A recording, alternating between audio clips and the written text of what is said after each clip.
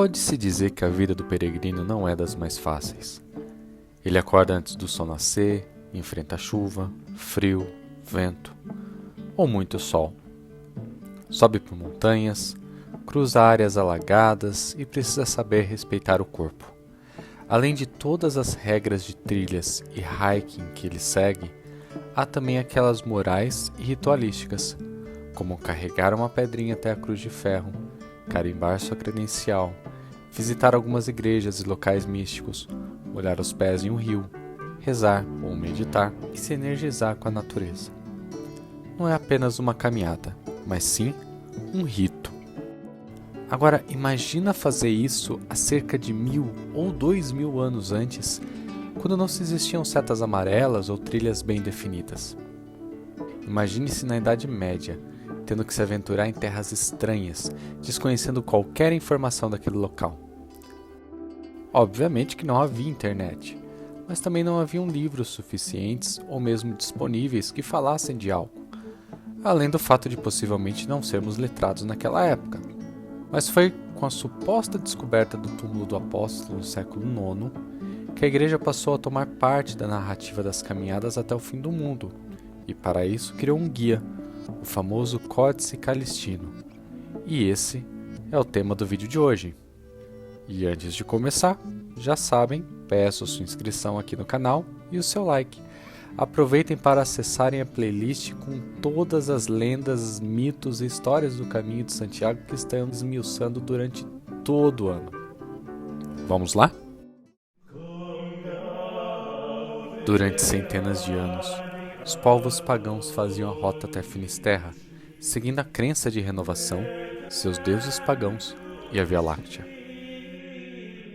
Contudo, havia uma lenda associada à reconquista espanhola sobre Santiago Matamoros, onde o rei Afonso II evocou a figura de São Tiago Maior como padroeiro da Espanha para incentivar seus exércitos na luta contra os muçulmanos.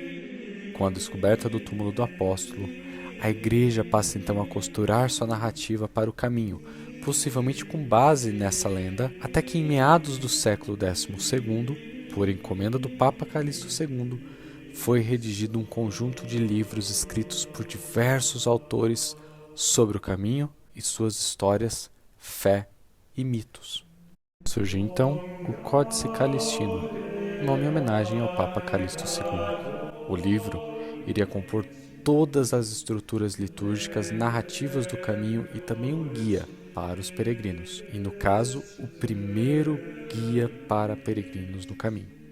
E o guia do peregrino é como um guia de viagens, informando locais, igrejas para visitar, albergues, cidades e também algumas dicas comportamentais dos povos da época, ou seja, lugares perigosos, lugares para se evitar e um pouco das características das pessoas do caminho, em especial da Galícia. Escrito em latim, composto por 5 livros e 2 apêndices, o códice possui composições musicais litúrgicas e aproximadamente 450 páginas. Tudo o que se acredita hoje sobre a história de Santiago na Galícia e o Caminho de Santiago estão relatados nos livros, e até algumas expressões de motivação, como Utreia e Suzeia, derivam do 5º livro do Códice, o livro Guia do Peregrino.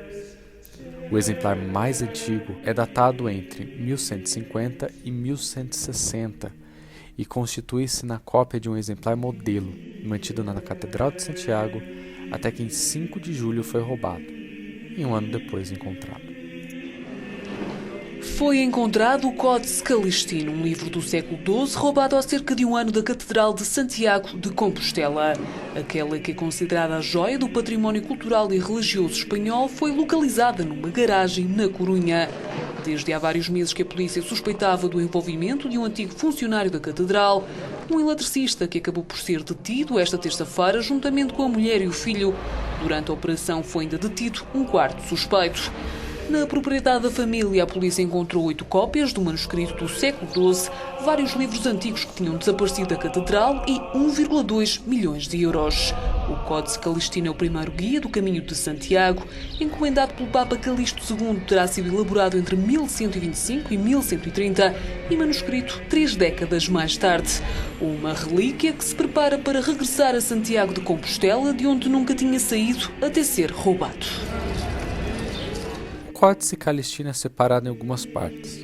A primeira parte, sem uma definição, possui uma carta do Papa Calixto II. Em seguida, o livro primeiro, com liturgias como missas e festividades relacionadas a Santiago, em especial para o dia 25 de julho, dia de Santiago, e dia 30 de dezembro, dia do translado do corpo do apóstolo. O livro 2 é conhecido como o Livro dos Milagres e diz respeito aos milagres atribuídos a Santiago Apóstolo. O livro 3 narra como o corpo de Santiago foi transladado de Jerusalém até a Galícia. O livro 4 conta os feitos de Carlos Magno e sua relação com o caminho. O livro 5, e talvez o mais importante, é considerado o primeiro guia do peregrino. Os apêndices são compostos por obras polifônicas, ou seja, canções cantadas na época. Apesar do livro 5 ser o mais comentado, todos os livros fazem parte da narrativa construída pela Igreja acerca do caminho para poder direcionar e educar os peregrinos e fiéis.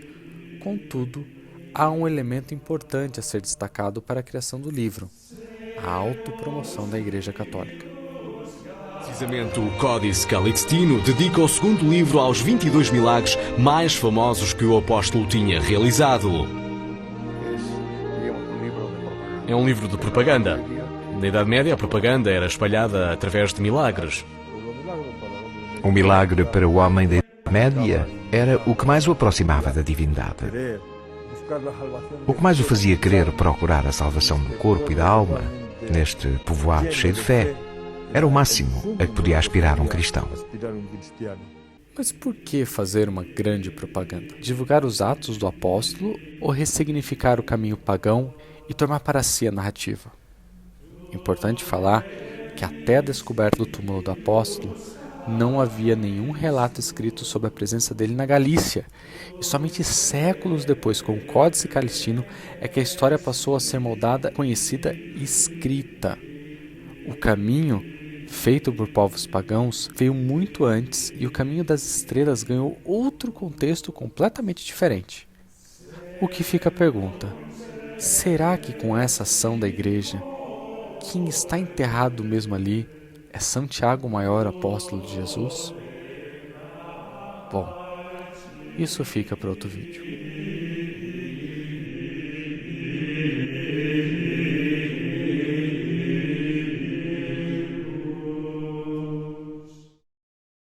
Vamos às dicas? Começando com uma palestra sobre a composição musical do Códice Calistino, feita por Arturo Telo Ruiz Pérez, professor titular do Departamento de Musicologia da Universidade Complutense de Madrid. Além de explicar cada uma das partes do códice, o professor se aprofunda nas obras polifônicas. Muito bacana.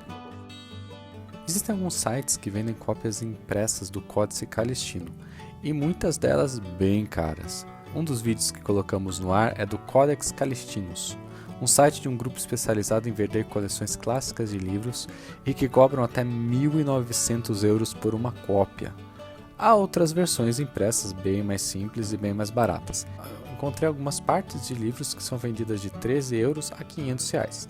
Se você é colecionador e tem verba reservada para tal, coloquei alguns links na descrição do vídeo.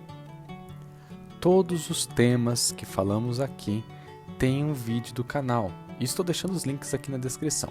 Sobre o translado do corpo de Santiago, falamos no vídeo Quem foi Santiago de Compostela, onde a gente conta tudo sobre a história do apóstolo. Sobre os povos que faziam o caminho antes da descoberta do túmulo de Santiago, falamos aqui no vídeo de Quem foram os celtas no caminho de Santiago. Recomendo muito. E sobre Carlos Magno e sua relação com o caminho, também temos um vídeo especial contando todas as histórias e aventuras do Carlos Magno e seus generais e reis nas guerras contra os muçulmanos durante a Reconquista Espanhola.